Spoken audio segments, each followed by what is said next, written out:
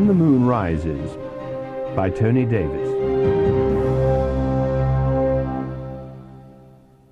Behind and above me in the light of the full moon rose the shoulder of Two Tree Hill, shorn of its characteristic topknot since being taken by the London Irish with appalling losses a couple of days before. Below and ahead somewhere lay the Germans, inspired with renewed purpose since the arrival in Tunisia of General von Arnim. It was 2 o'clock on the morning of 16th of January, 1943. This was the period immediately after the great 3 weeks' reign, when the Allies, with a firm foothold on the Algerian coast, had tried and failed to take Tunis at a single stroke. The rain, grounding aircraft and halting tanks, had seen to that. Now faced with a regrouped and determined German army, we seemed fated to fight out the winter in the Tunisian hills around Medjez el Bab. The Honourable Artillery Company Regiment, of which I was a junior member, had only been in North Africa for 2 months. We left Britain in November and landed in Algiers after the first wave of the invasion was successfully ashore.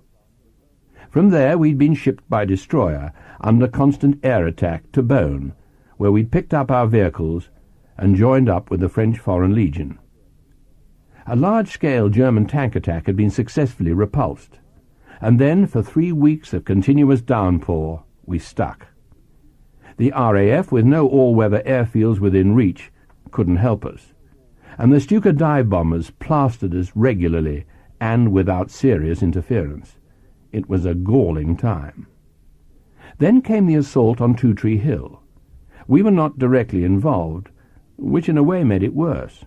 The Germans were well dug in, and we watched the London Irish move slowly forward, being strafed by Heinkels and suffering a steady drain of casualties.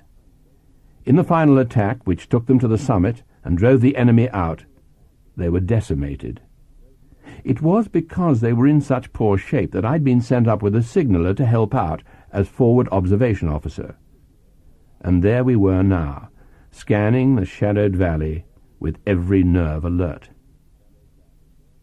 Then everything happened with sudden speed. A tank came lurching up and opened fire on my slit trench.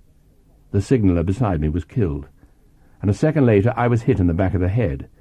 The impact sent me reeling. I was aware of blinding pain and of copious blood pouring down my neck and soaking into my shirt. I lay where I'd fallen, and I was quite certain that I was a goner. As it turned out, I wasn't, and in time I found myself being gently carried downhill by 2 German paras. Almost worse than death, I realized I was a prisoner. This sounds like a hyperbole, but it isn't. The Honourable Artillery Company, which traces its origins back to the Guild of St. George, established in the City of London in 1537, was one of the oldest and proudest formations one could belong to. It combined the battle readiness of the Guards with an almost Japanese preference for death rather than dishonour. And in the comparatively short time I'd been with them, I'd become thoroughly inculcated with their special brand of pride.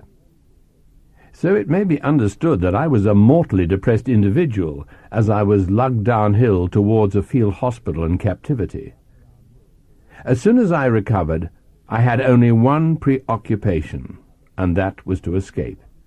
My wound turned out to be superficial, despite my premonitions of doom and death. It seemed that as a result of an agreement between the Axis partners, we were to spend our captivity in Italy. There remained, however, the slight problem of getting us there. Our first prison cage was an enormous garage near the docks.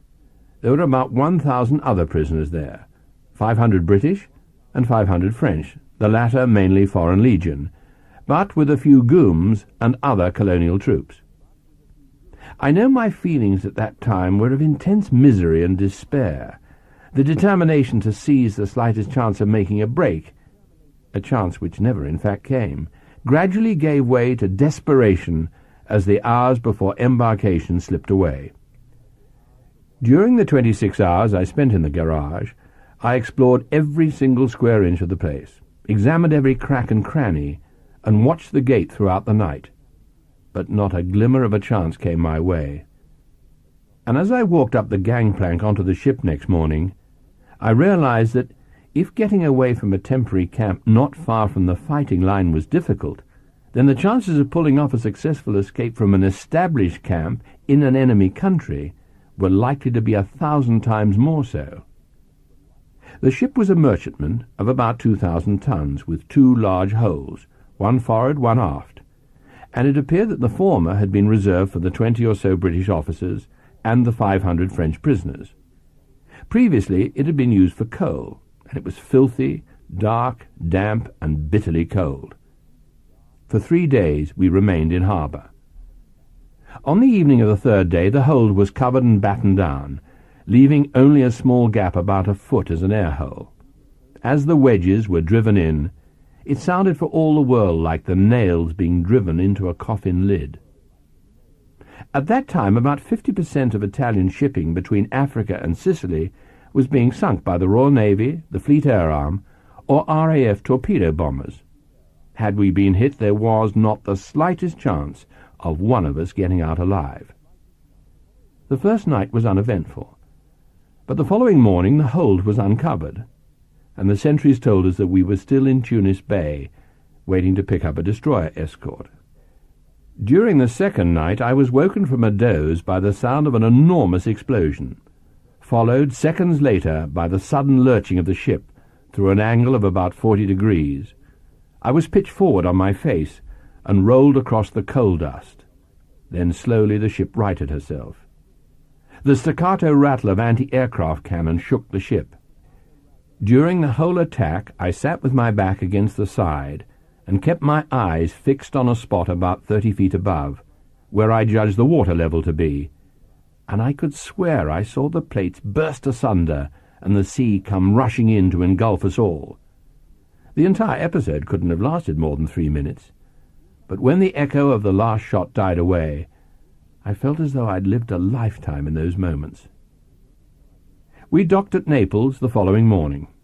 Italian guards, standing shoulder to shoulder, hustled us down the gangway onto the dockside, and it was during this performance that a very large Scots guardsman suddenly decided he'd had enough of being shoved around by these miserable little Italians. About halfway down, one of them made the mistake of clubbing him hard in the small of the back with his rifle butt. Without a word, the guardsman turned, picked him up, shook him, and then heaved him bodily over the side into the dock. Weak and miserable as we were, the sight of the sentry being fished out of Naples dock on the end of a boat hook cheered us up considerably. That evening we were taken by train to a transit camp at Capua on the Volturno River, about 20 miles north of Naples. To historians, Capua may conjure up visions of Roman glory in art and architecture. To me, it will never be anything but the scene of Campo PG 66, a collection of tin-roofed shacks surrounded by a forest of barbed wire. The camp consisted of a number of compounds, each with its own wire fence, a series of prisons within a prison. At one time there must have been nearly 10,000 men there, most of them taken at Tobruk, and according to reports they'd been through a very bad time. After the fall of Tobruk, the Italian administrative services, never particularly efficient, had broken down altogether. Hundreds of British soldiers had died of thirst and disease in desert prison cages, due more, I think, to Italian inefficiency than to calculated cruelty.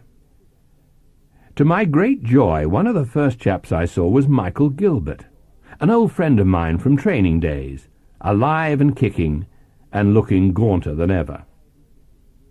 At the end of the first week I began to feel what it really meant to be a prisoner, the realization that for months, even years possibly, the greatest distance one could walk in any direction was just 50 yards.